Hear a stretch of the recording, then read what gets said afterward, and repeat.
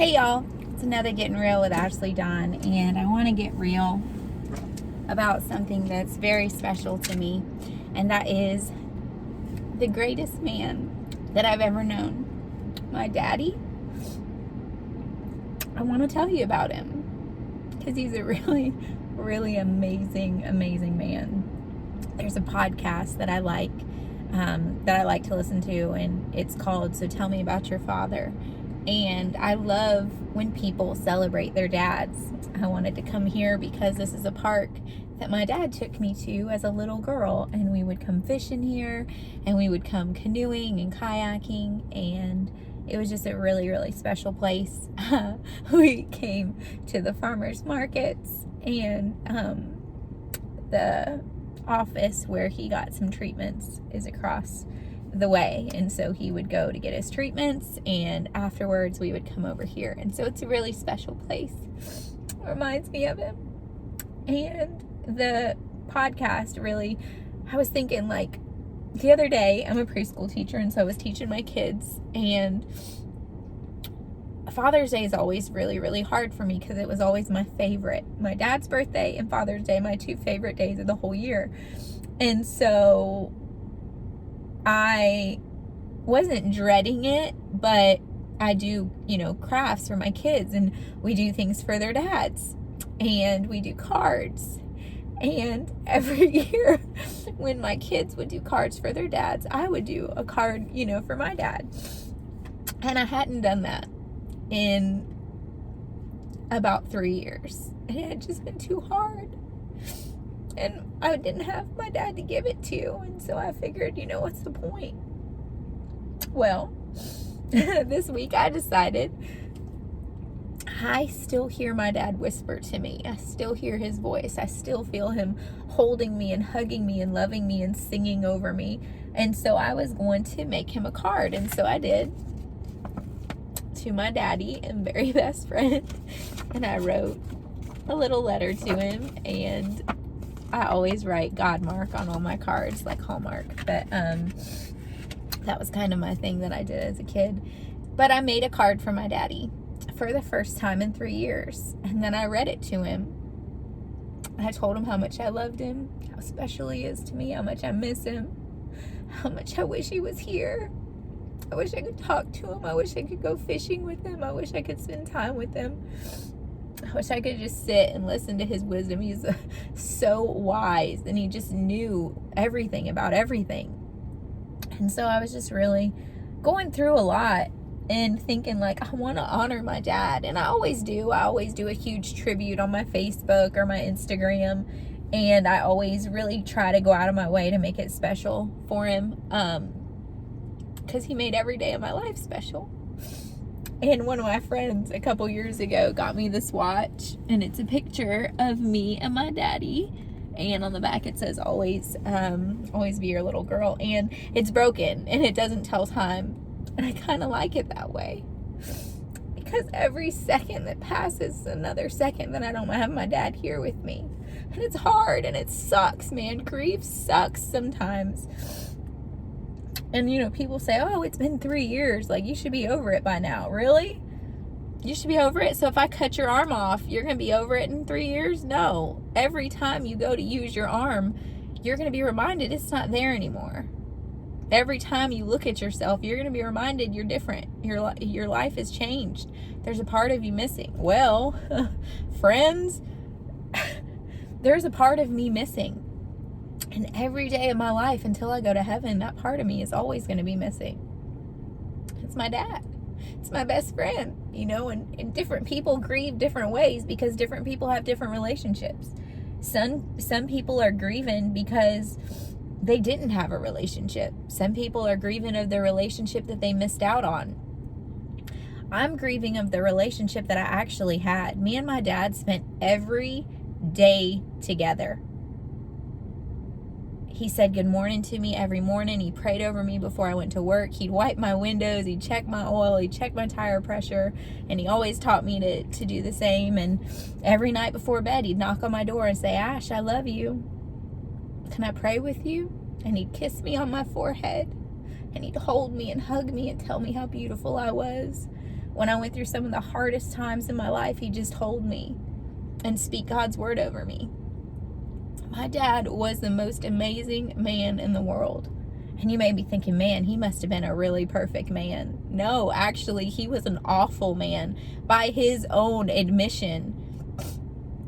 He grew up in church, gave his heart to the Lord when he was young, got baptized, really loved the Lord, and went to church all the time. Things happened in his life and in his family, and he stopped going to church. It wasn't cool anymore. That whole tough guy persona. And he turned into a bad boy and started doing bad things, and went to the Marines, and different things happened there. And the sheriff told him, hey, man, it's probably a good idea if you get out of town. Things aren't going good around here, and you need a new life. And so he did, and he got out of town, and he came to Florida, and he made a new life. And he was still a bad man, and God was still working some things out in him and changing his heart and changing him. And he was praying every day that God would either give him back what he lost, or that God would give him something brand new. And God gave him something brand new. And he prayed that God would send him somebody to love him. And God did. God sent him my mom. And I've never known a woman to love a man more than my mom loves my daddy. And still loves him, and still honors him even in his absence. Still respects him even in his absence. Most amazing love story I've ever seen is the one that I've watched my mom and dad have. And it's probably a lot of the reason I'm single, because I know what love is. I know what it looks like. I know what sacrifice is. I know what taking care of somebody when they're sick looks like. I know what vows look like when they're lived out. And so I'm not going to settle for somebody that doesn't love me as much as my dad loved my mom, and as much as my mom loved my dad. And so my dad prayed to God that God would send him somebody to love him, and God did. And he sent him my mom, and they wanted a baby so bad, and they prayed and prayed and prayed, and my mom had a lot of trouble having a baby. And the doctor said, you're never going to have a baby. You're never going to be a mom. She said, yes, I am. And my mom and daddy prayed. And when they had me, the pastor prayed for me and prayed over me, prayed with me, prayed for me. And my mom had a lot of difficulty with me in the hospital. I was purple. I had my umbilical cord wrapped around my neck. I had meconium in my lungs. I couldn't breathe. The doctor said, pick one, your baby or your wife. And my dad and my mom picked me. And God picked us both. And as soon as I came out, my daddy did the greatest thing that he could have ever done for me. He gave me back to God. And he said, God, she's yours. And so for my entire life, I grew up knowing that I was God's child. That yes, my daddy and mom were raising me, but that my father was God. And that's the greatest gift my daddy ever gave me. Because every day of my life, I look to God for my approval. I look to God for my identity. I love my mom and daddy. They're my best friends in the whole world, and I'm so thankful that God gave them to me. But at the end of the day, God is my identity. God is my father. And God's the one that gave my mom and daddy to me. And that's the greatest thing my daddy ever did. And then he let me go to Sunday school, and he let me go to church, and he encouraged me in all the things that I wanted to do and the person that I wanted to be. He never told me I couldn't do it. He never let me think that he didn't believe in me. He always believed in me. He always cheered for me. He always praised me. He's my biggest fan. At every single place that I've ever preached, outside of the ones that, since he went to heaven. In the back of the video, you can hear a clinking. Clink, clink, clink. It's his keys, his motorcycle keys on his chain, jingling. He would tape every single time I would preach. These videos that I do in my car, I do them because of him.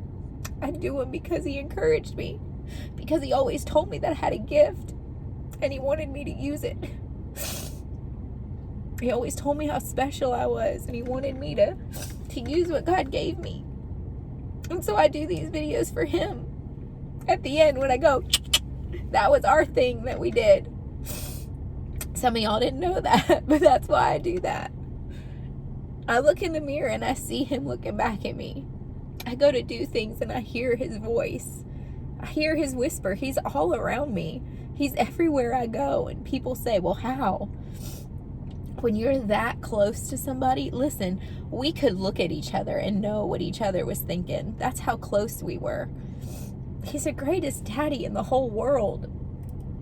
We painted together. We studied sermons together. We went to church together. We went to Sunday school together. We went to Bible study together.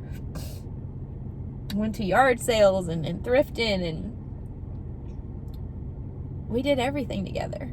He's my best friend. We went on dates. We'd go to the movies, and every summer, him and I would go on a trip to Maryland to visit our family.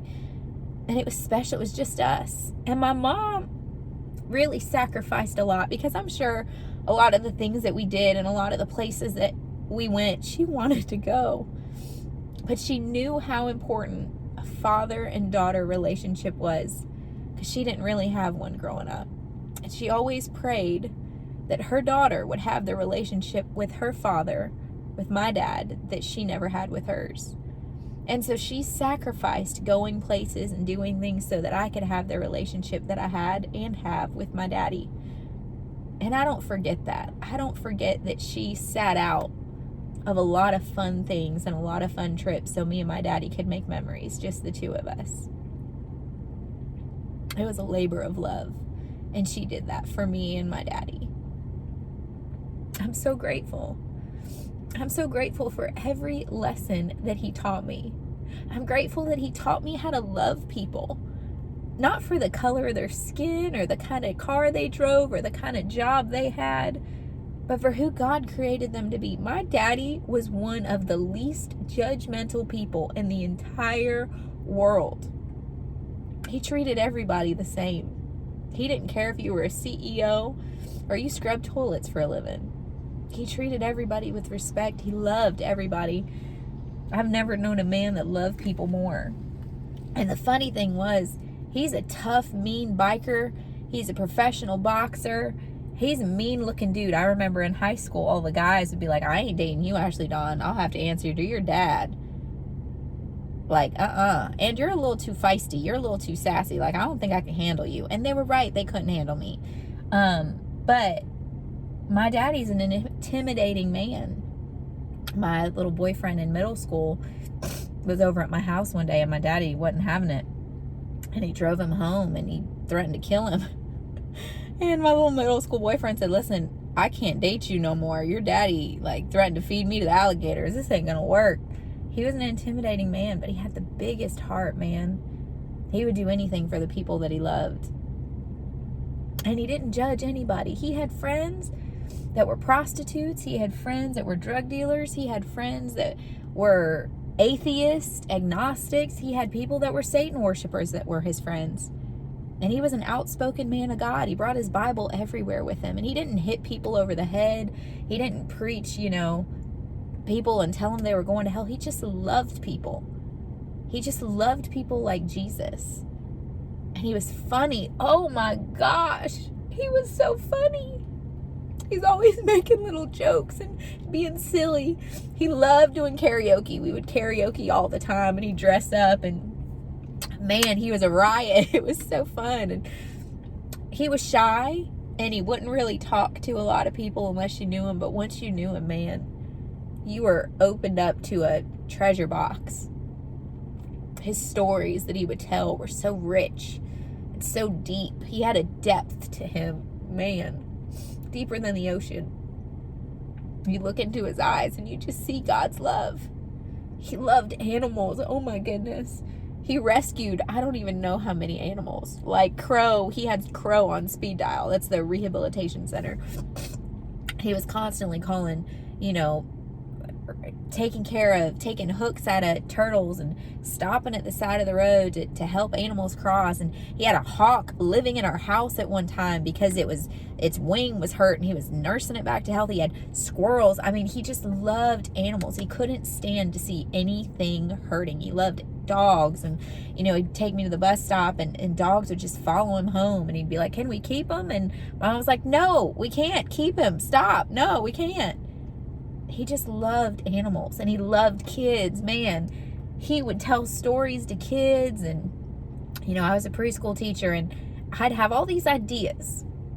I'd say, Daddy, I want to teach the kids about David this week, and I've got all these ideas. And he'd say, Ash, I'll draw you pictures. And he drew me an entire coloring book of David so that I could teach my preschoolers, and they would have like real pictures, not little cartoony junk, but real pictures. And he drew them for me. I still have them. I'm so thankful for that. And he'd do anything I asked him to for my kids. He went to church, and I don't know how many times I'd get him to be voluntold, right? I'd volunteer him for things. He'd like, what'd you volunteer me for now, Ash? And, he'd paint faces at all the events at the church. And one time he was painting faces, and the lady that was over it was fussing for him because he was doing full faces, really elaborate pictures. He was a tattoo artist and a muralist, and there's pictures all over town of these big buildings that he's airbrushed, and murals that he's done. He's an incredible award-winning artist worldwide. And he did motorcycles, and he's just literally, I could talk for hours and hours and hours about all the amazing things that he's done. But he was just very gifted. He could see something in his head and just draw it in 2 seconds. And so we're painting faces at the church, and the lady that's ahead of it's, Bobby, you're doing too fancy. Don't do too fancy. You're taking too long. Everybody wants to go to you because you're doing the fancy ones. And so he just got up and he said, okay. He realized that he wasn't being appreciated there, and he was, respectful, and he got up and he walked outside, and he drew a piece of paper and said, free portraits, taped it to the side of the table, and started doing portraits for people of their families, just drawing portraits. Here you go. God bless you. And as people were talking to him, he would tell them about his testimony. He would tell them about his life. He would ask them about theirs. He would minister to them. He would show them the love of God. When my daddy was doing tattoos, people looked down their nose and, oh, you're doing tattoos. How are you a man of God? You're doing tattoos. They had no idea what a man of God he was, because gangbangers and people that had lived really rough lives that had tattoos that reminded him of that would come in, and my dad would cover them up for him. And as he was covering them up, he talked to him about his testimony, about how God took something so broken and so bad and turned it into something so beautiful and so good. And he shared his life with them, and he told the story of my mom and him, and he told the story of me, and he shared his life. He was the most honest, genuine person I have ever known in my life. And I think that's why I crave honesty so much. My daddy would never lie. He wouldn't, because he wasn't going to waste his time. You knew where you stood with him. You knew if he respected you or if he didn't. And if he didn't, you knew why. And it was probably because you done something dumb. He was honest to a fault. He didn't sugarcoat nothing. He told it like it was, and people respected him for that. There are still people in this town that come up to me and say, you're Bobby's little girl. You're Bobby's daughter. Your daddy's a good man. That's the kind of life he lived. Everybody that knew him respected him. He walked into a room and everyone, their eyes were on him and their ears were on him, and he would start talking and everyone would shut up, no matter where he went. He wasn't a tall dude. He wasn't 6 foot. He didn't weigh a ton of, he wasn't some big, burly man, but his presence. He was the biggest, most giant of a man I've ever known. He painted, he built buildings all over town. He was a stucco artist, and he worked construction, and he built the Justice Center and the courthouse, and he built all these buildings.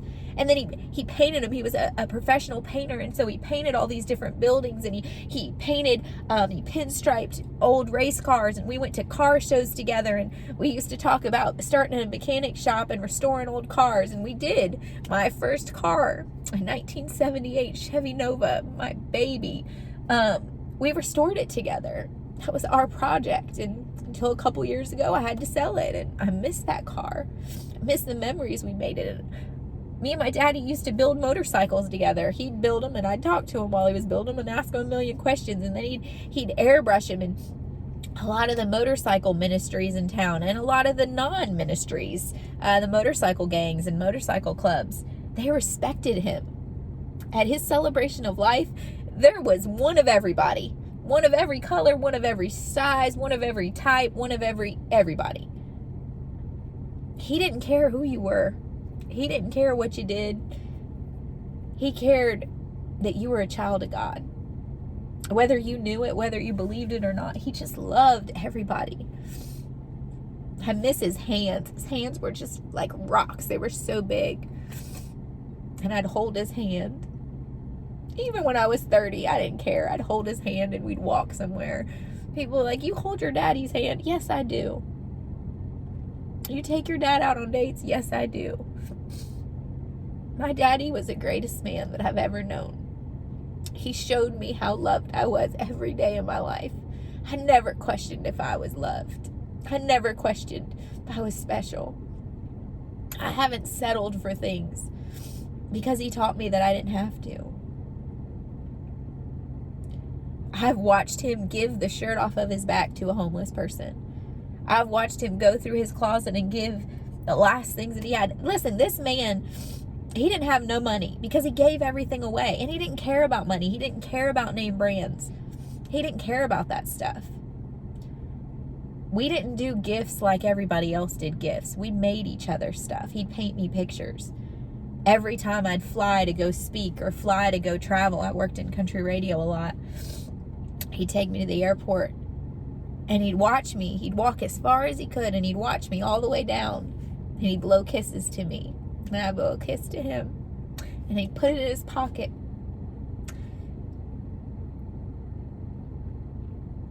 I miss those.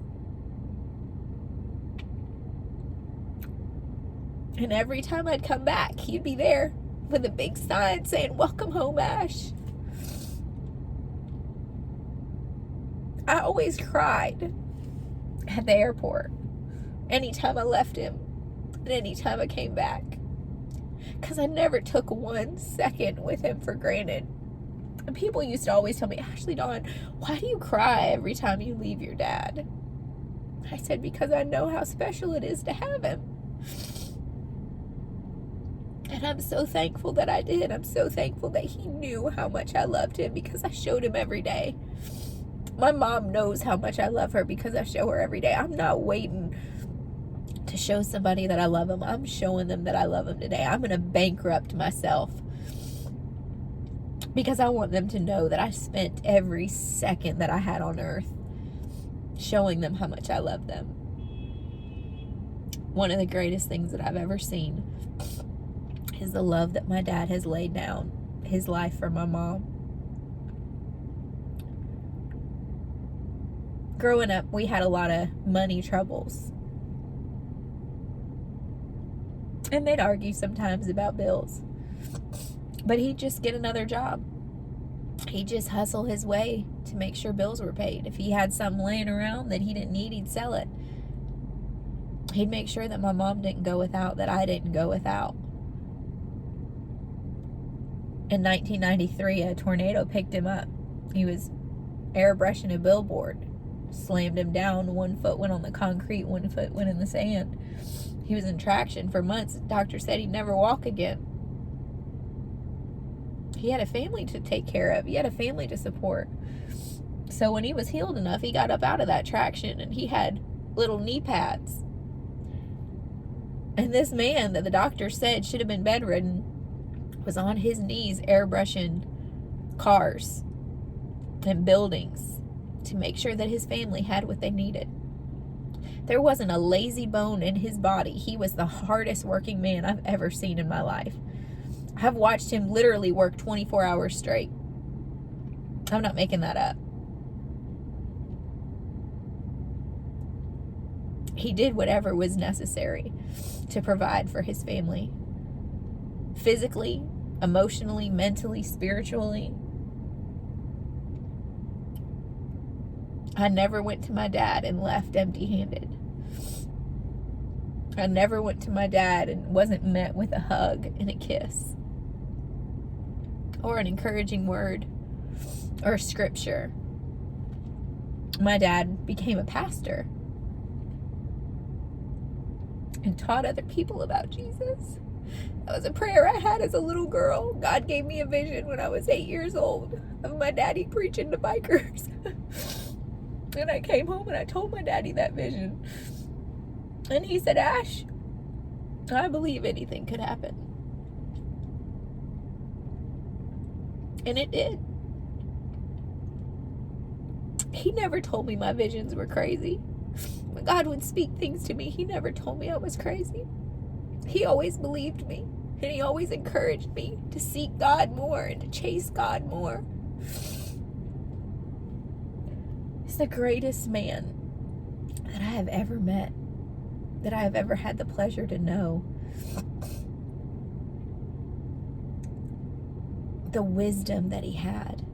He knew so much about so much. He knew how to fix stuff. There was nothing he wouldn't try to figure out.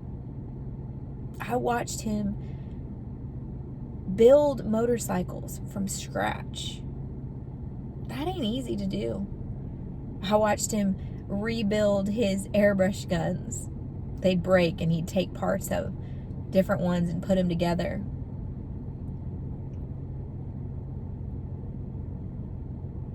He wouldn't stop. He wouldn't take no for an answer. If he didn't know how to do it, he'd figure it out. A lot of times he wouldn't ask for directions. He'd just do it the stubborn way. I kind of got a little bit of that in me.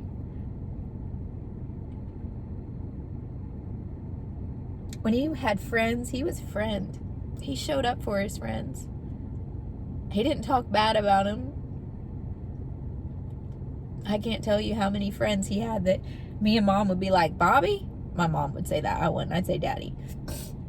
Daddy, why are you that person's friend? They are not a good friend to you. And he'd say, Ash, I ain't worried what a friend they are to me. I'm worried what a friend I am to them. And he'd tell me I wasn't a good friend to Jesus either, but Jesus has always been a good friend to me. There's a song by Leonard Skinner called Simple Man. And every time I hear it, I think of my daddy. Because he was a simple man. He didn't care about fancy houses or fancy cars. Most of his life, he didn't even own a car. He had a motorcycle. He used to take me to school on the motorcycle, and I thought I was the coolest kid in town. And this is before motorcycles were cool. This is like early 90s, late 80s. And motorcycles were not cool by most people's standards back then. Now they are. They've came a long way. Tattoos, being covered in tattoos, wasn't cool back then. It's came a long way. Now it's real trendy. We lived in a school bus for a while. My dad took an old church bus and turned it into a motorhome, and we lived in it and traveled in it. It's the coolest thing in the world. Wasn't cool back then. Got made fun of all the time. And he'd tell me, Ash, one day people are going to want to be you. You just wait. Well, guess what? People are turning school buses into homes, and it's all the rage. I promise you, I lived all this before it was cool. I lived the tattoo life. You know, we were living Miami Ink before Miami Ink was a thing.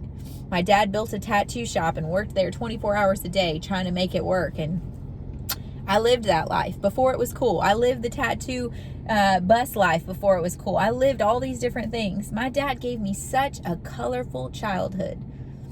Man, I had a colorful childhood. I'm grateful for that. I'm grateful that my dad never faked it, that he never pretended to be something that he wasn't, that he was always real with me, that he always talked to me like an adult. Even when I was a little girl, he talked to me like an adult. He'd sit me down and say, Ash, this is what we're going through. And I'm so grateful for that. I may not have 1,000,000 degrees on the wall, but man, I graduated the school of the hard knocks. Not necessarily by my doing, but by my dad's. He shared every testimony and every hard-learned truth. My mom did too. I'm grateful that because they shared their testimonies honestly, they never had to become mine. My dad told me about drinking and what whiskey did to him in his younger days, and I made the choice when I was a little girl I was never going to drink alcohol. What if my daddy would have hid that from me? My choices might have been different. What if he would have told me not to follow Jesus? What if he wouldn't have given me to God the day I was born? my life could have been a lot different. What if my dad didn't love me? My life could have been a lot different. It's funny, I watch these videos back before I post them, and I could see him all over it. The way I talk, my mannerisms. I am my daddy's daughter. Almost every spot on my body, almost every little freckle or dot or beauty mark, he had the same one in the same place. And I always loved that. And here recently, the enemy has just been, man, fighting me. Because my dad died of skin cancer. And I've had a lot of precancerous things going on lately that I've had to deal with.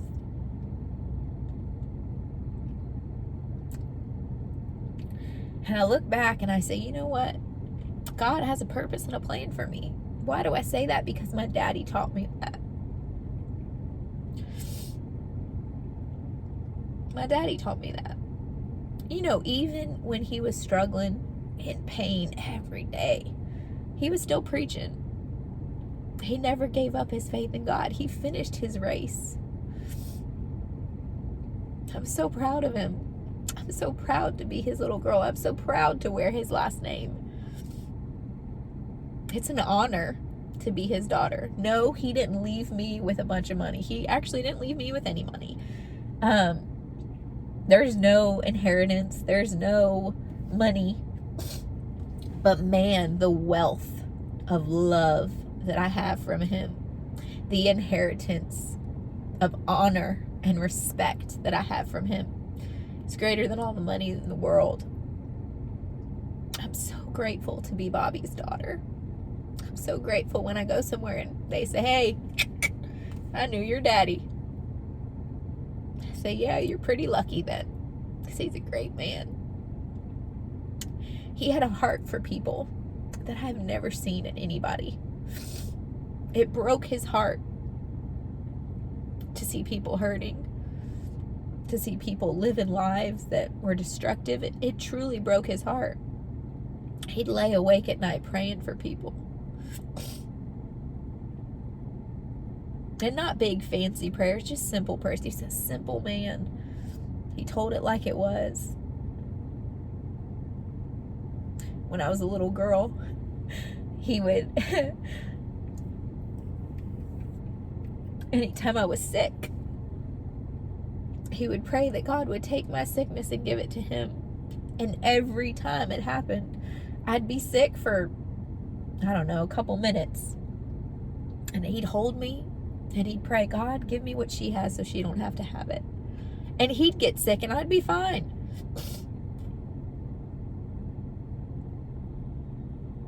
He's the most selfless person I've ever known. And he wasn't always that way. God did a work in him. An amazing work in him. I'm so grateful. I'm so grateful, God. Thank you for making my daddy. Thank you for every single lesson that you allowed me to learn through him and because of him. Thank you for his life. Thank you for how it has touched so many people. I pray that through this video it touches even more. I'm so grateful that I have videos and videos of him preaching and teaching. I'm so grateful for every gift that I've been given by being his daughter. He's the greatest man I've ever known. He's the greatest love that I've ever known. And in my life, he has been a picture of God to me. He showed me what God's love looks like. One of my friends told me a while ago, she was watching me preach and she saw my daddy, standing in the corner. And she said, Ashleydawn, I get it now. The reason you love God so much is because you've seen him face to face your whole life. You've watched your daddy love you the way that God does. I said, yeah, I have. In my life, my daddy has shown me what God looks like. And in my life, my mom has shown me what Jesus looks like. I know the Father's love because of my daddy's love. And I know the sacrificial love of Jesus Christ because of my mom and the way that she sacrifices every day for my daddy and I. And no, I'm not saying that my dad is God, and I'm not saying that my mom is Jesus. But I am saying that their life together has really shown me what God's love looks like. And that's the greatest riches, that's the greatest blessing I could ever receive.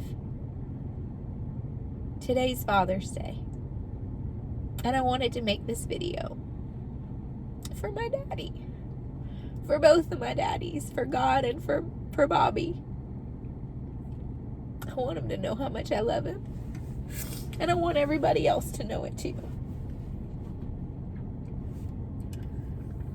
If you are watching this and you're thinking, man, Ashleydawn, the way you talk about your daddy, I wish I had a daddy like that. You do. You do. His name is God, and he loves you even more than my daddy loves me, and that's an awful lot. And all these stories that I have about my daddy showing me how loved I am and making me feel so special, God wants to have those stories with you, and he wants you to feel special.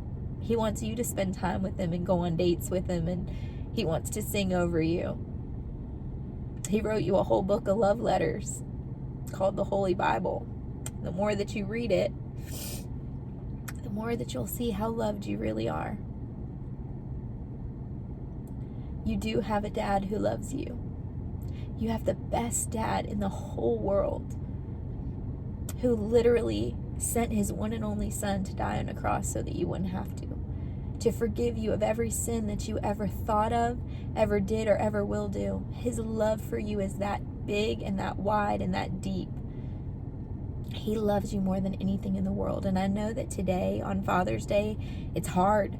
It's hard. It's hard for the ones that had great dads and lost them. It's hard for ones that never knew their dads and lost them. It's hard for ones that have dads and their dads are alive and they don't want anything to do with them. But I want you to know that you have a Father in heaven that never takes his eyes off of you, that never looks at you and doesn't smile, that never looks at you with anything other than abundant love. You are so loved by God. God is your heavenly Father. You are his child. You have his DNA inside of you. All of the things that he created, he spoke into existence except you. He breathed his breath in you. You carry his DNA. You are his child. You are chosen. You are set apart. You are loved, and you are celebrated today and every day. But if you're struggling on this Father's Day, I want you to know that you have a Father that will never leave you nor forsake you. He loves you with an everlasting love. Rest in that love today. Trust in that love today. Let God show you just how loved you are. You are seen, you are celebrated, and you are loved. I love you, but God will always love you more. He has great plans for you. You're his child. I hope this video encouraged you. It was very therapeutic for me. If you have lost a father, if you never had a father, maybe write a card to God. Get out a crayon and a piece of paper, fold it in half, and write a card to God. It might help you more than you know. Or write a card to your dad. He doesn't have to have it. You can keep it. But that might help you too. I'm excited because one day I get to see my daddy again. And I'm going to give him the biggest hug he's ever had in his whole life. I know that he's in heaven smiling that I did this video. And I know that if he could respond to it, he'd say, Ash, I'm just a man. I'm a broken man in the hands of Jesus. And he is. He wouldn't want to take credit. He wouldn't want anybody to make a big fuss about him. But I make a big fuss about him every day. And everywhere I go. And I always will. Because that's my daddy. I love y'all. Catch you in the next one.